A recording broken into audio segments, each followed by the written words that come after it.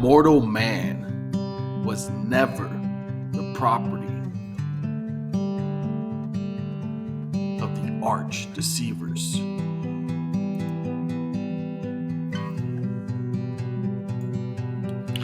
Jesus did not die to ransom man from the clutch of the apostate rulers and fallen princes of the spheres.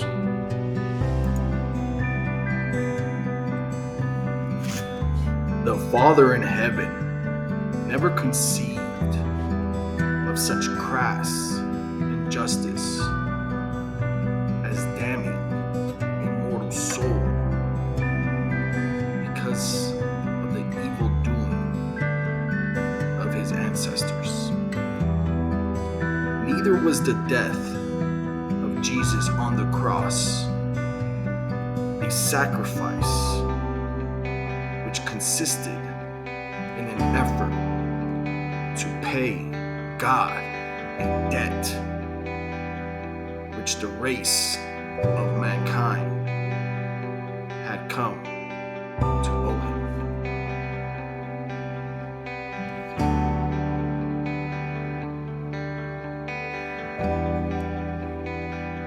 Before Jesus lived on earth, you might possibly have been justified in believing in such a God. But not since Jesus lived and died among your fellow mortals. Moses taught the dignity and justice of a creator God. But Jesus portrayed the love and mercy of a heavenly Father.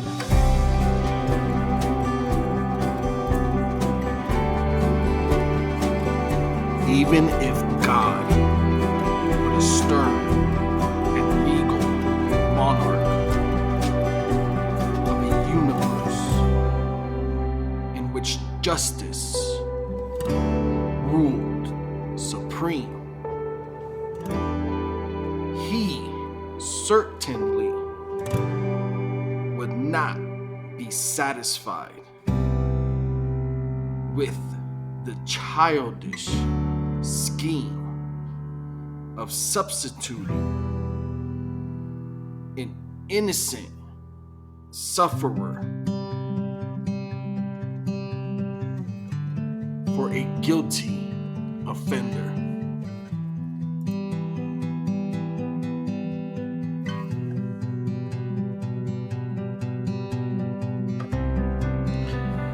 The great thing about the death of Jesus,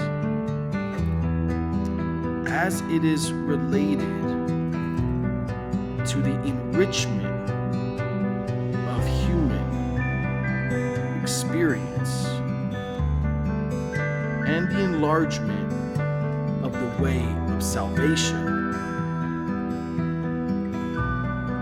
is not the fact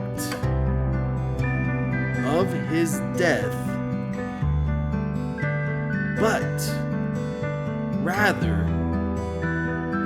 the superb manner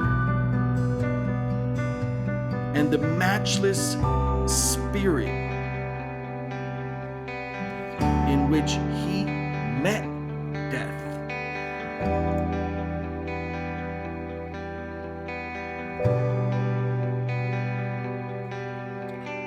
Jesus taught the disciples, when my children once become self-conscious of the assurance of the divine presence, such a faith will expand the mind, ennoble the soul, reinforce the personality, augment the happiness, deepen the spirit perception, and enhance the power to love and be loved.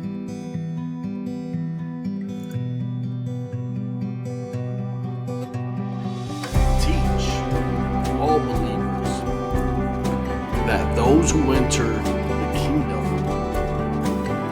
are not thereby rendered immune to the accidents of time or to the ordinary catastrophes of nature.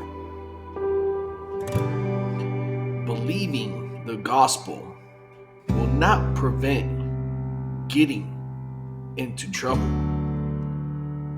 but it will ensure that you shall be unafraid when trouble does overtake you.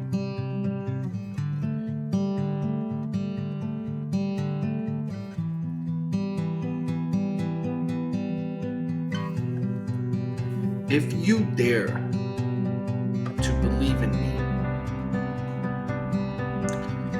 and wholeheartedly proceed to follow after me, you shall most certainly, by so doing, enter upon the sure pathway to trouble.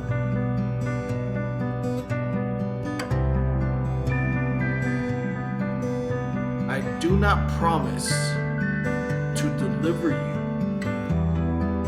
from the waters of adversity.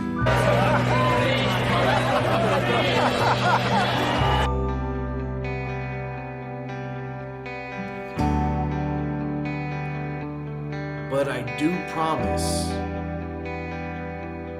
to go with you through all of them.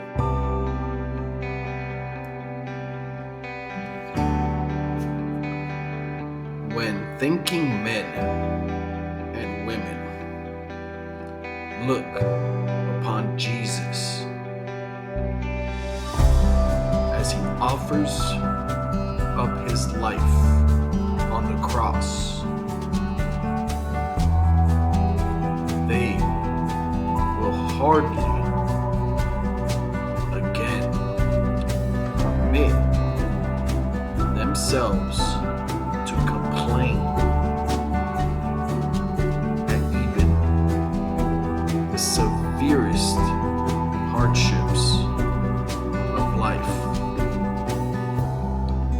much less at petty harassments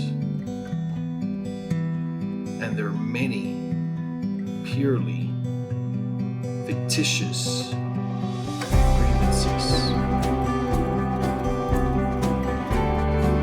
His life was so glorious and his death so triumphant that we are all enticed to a willingness to share both. There is true drawing power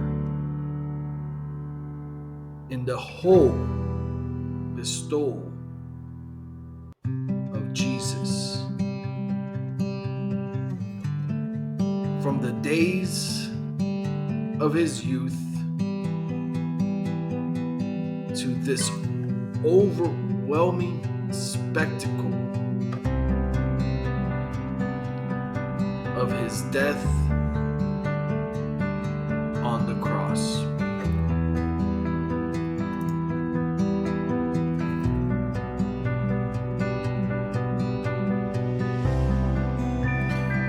Make sure, then,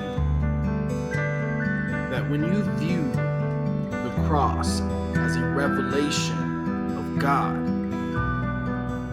you do not look with the eyes of the primitive man, nor with the viewpoint of the later barbarian, both of whom regarded God as a relentless sovereign of stern justice and rigid law enforcement. Rather, make sure that you see in the cross the final manifestation of the love and devotion of Jesus to his life mission of bestowal upon the mortal races of his vast universe. See in the death of the Son of Man the climax of the unfolding of the Father's divine love for his sons of the mortal spheres. There was nothing in the cross which the Father required, only that which Jesus so willingly gave.